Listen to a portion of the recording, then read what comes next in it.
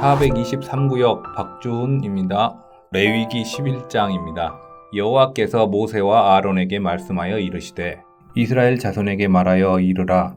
육지의 모든 짐승 중 너희가 먹을 만한 생물은 이러하니 모든 짐승 중 굽이 갈라져 쪽발이 되고 새김질하는 것은 너희가 먹되 새김질하는 것이나 굽이 갈라진 짐승 중에도 너희가 먹지 못할 것은 이러하니 낙타는 새김질은 하되 굽이 갈라지지 아니하였으므로 너희에게 부정하고 사반도 새김질은 하되 굽이 갈라지지 아니하였으므로 너희에게 부정하고 토끼도 새김질은 하되 굽이 갈라지지 아니하였으므로 너희에게 부정하고 돼지는 굽이 갈라져 쪽발이로되 새김질을 못함으로 너희에게 부정하니 너희는 이러한 고기를 먹지 말고 그 주검도 만지지 말라.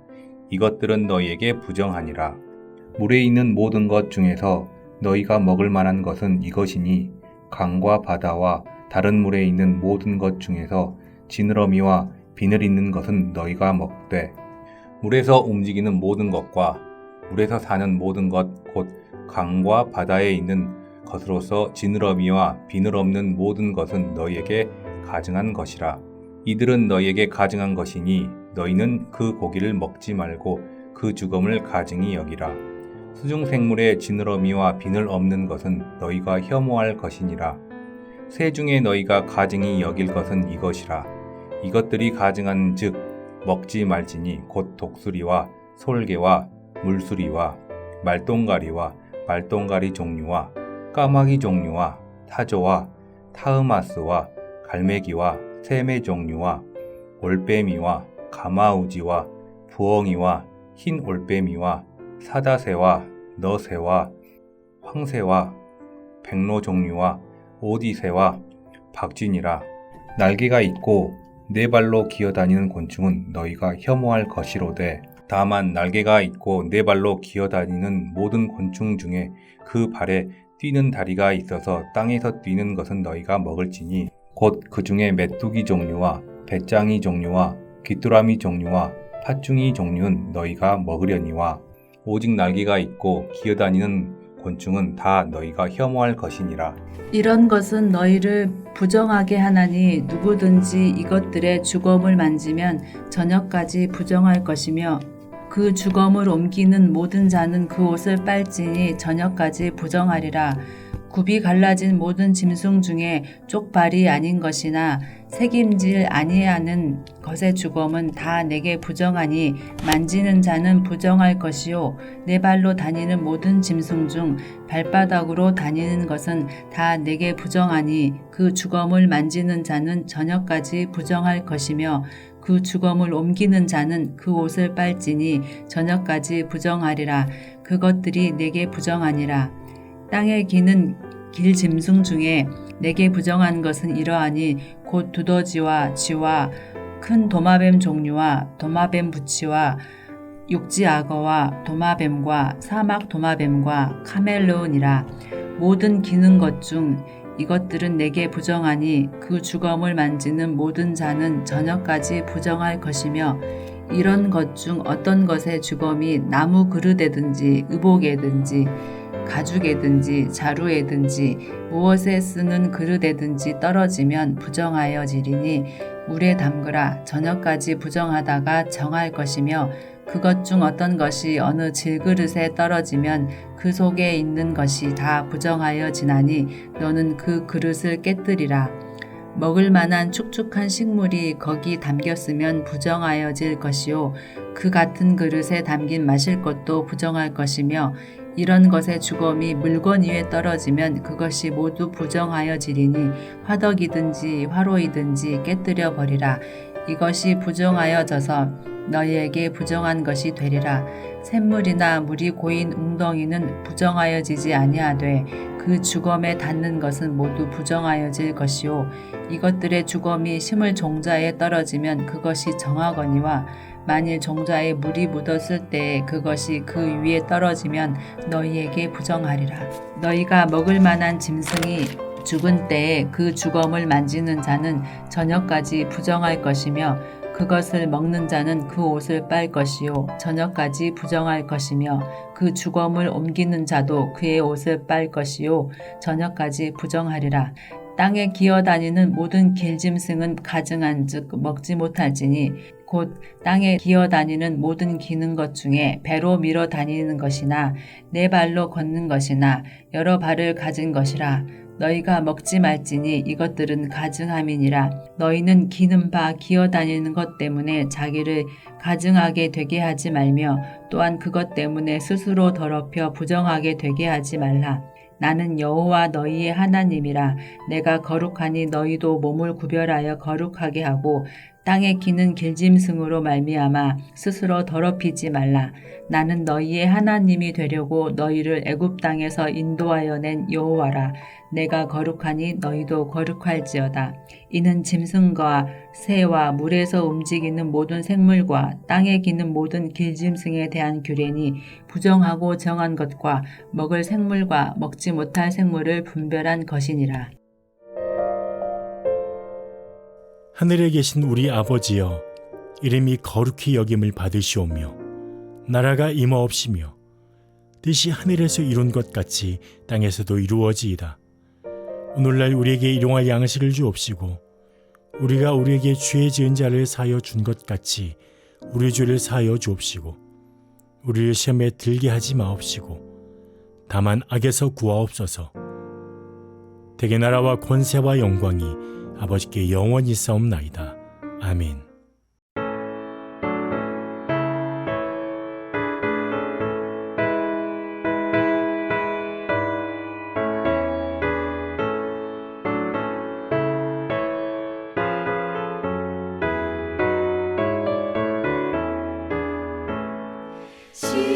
십자가를 내가 지고 주를 따라갑니다. 이제부터 예수로만 나의 몸에 삼겠네. 세상에서 부귀 영화 모두 잃어버려도 주의 평안 내가 받고 영생 복을 받겠네. 주가 곤욕당했으니 나도 곤욕당하리. 세상 사랑 감사하나 예수 진실합니다. 예수 나를 사랑하사 빛난 얼굴 보이면 원수들이 미워해도 염려할 것 없겠네.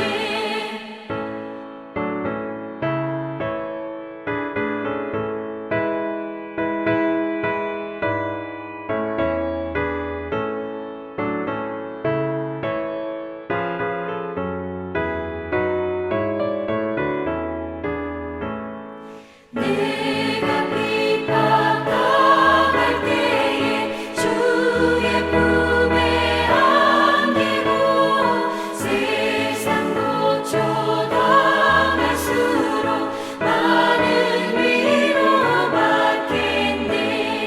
주가 주신 기쁨 외에 기뻐할 것 무엇냐. 주가 나를 사랑하니 기뻐할 것뿐일세.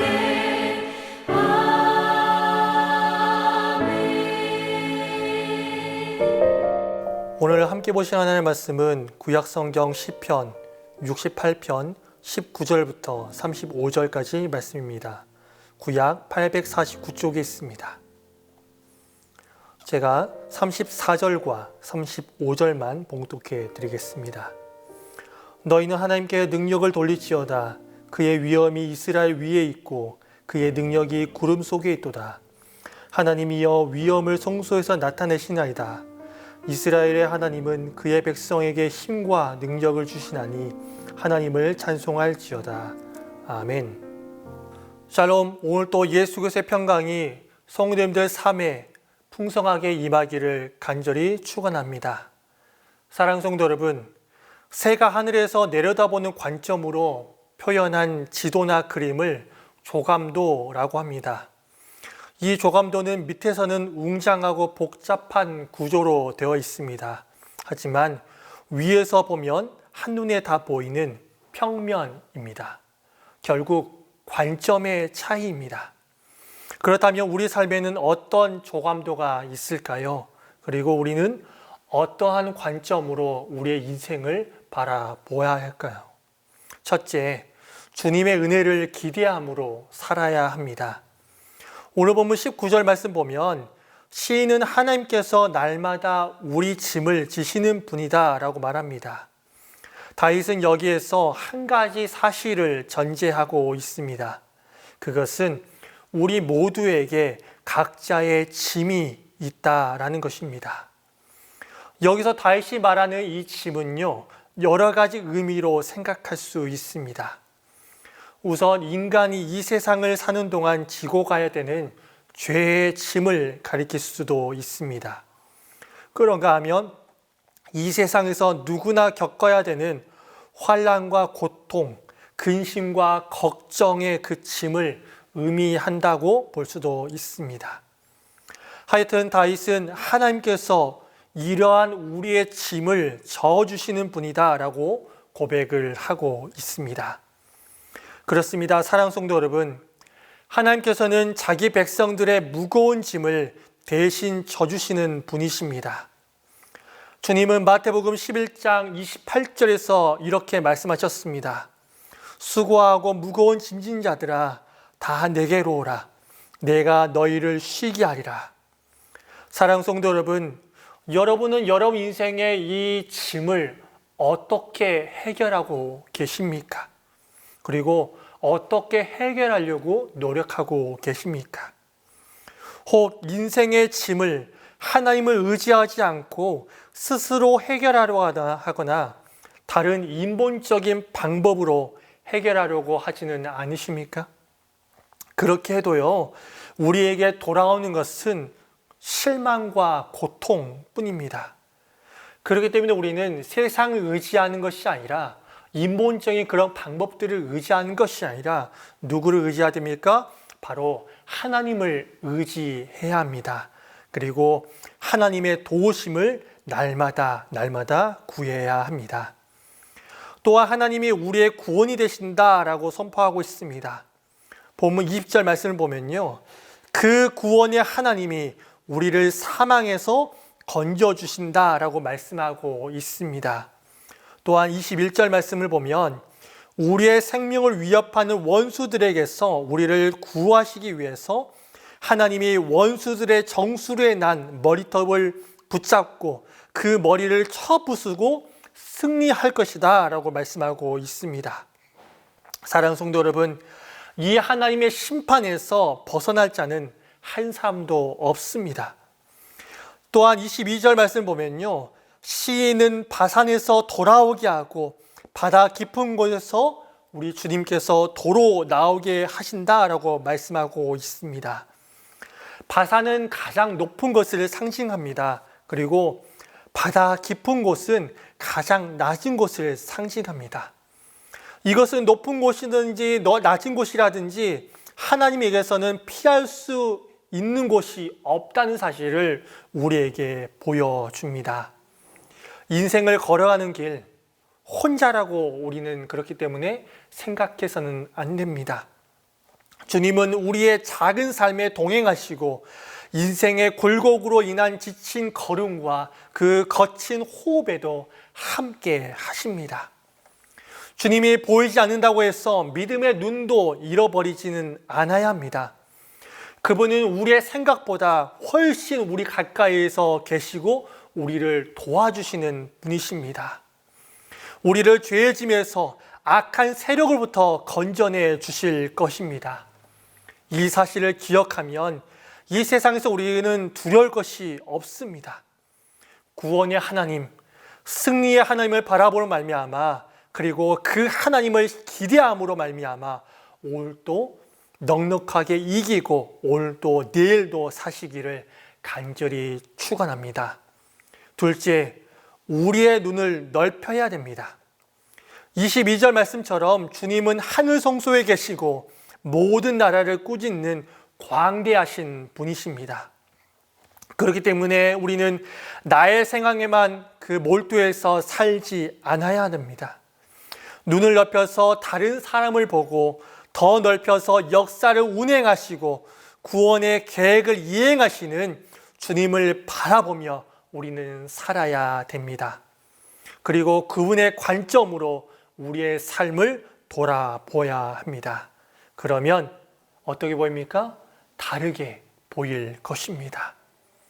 셋째, 궁극의 소망을 놓지 말아야 됩니다.